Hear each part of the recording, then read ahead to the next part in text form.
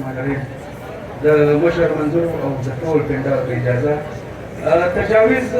لاندې ورکوو د ټولې د دې 11 اکتوبر چې کوم اثرات پر هغه استعماري قوتونه پروت دی د دې اثرات چې زموږ د وطن د ټولو وسایلو د قبضونو د دې 11 اکتوبر حل دی موږ منظور پښتون ته او دغې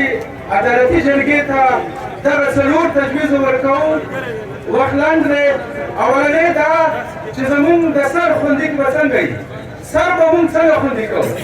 دویمه زموږ د امن امان مسله ده دریم زموږ پر وسایلو چې کوم استعماري قوتونه ناست دي چې دا ډالري جنګ 30-40 کاله کېږي زموږ پر وطن شو دی او دوی ډالري جنګ کوي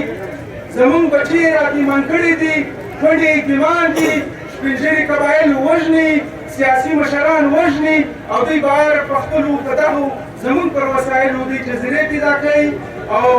د دوی بچیان په بهر ملکو کې سبقونه وایي او زموږ دلته خوندې منډې او په ژړا ژاړي زموږ پر وسایلو چې کومه قبضه ده د دې تجویز دی چې دا د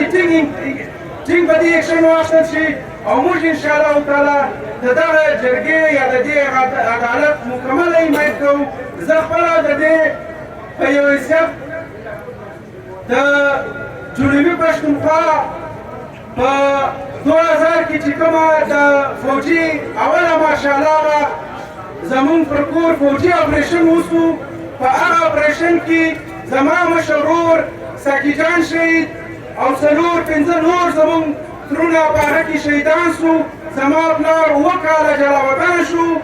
د دې دپاره چې هغه صرف د قام خبره کوله د دې ماشاءالله یا د دې استعماري قوتونو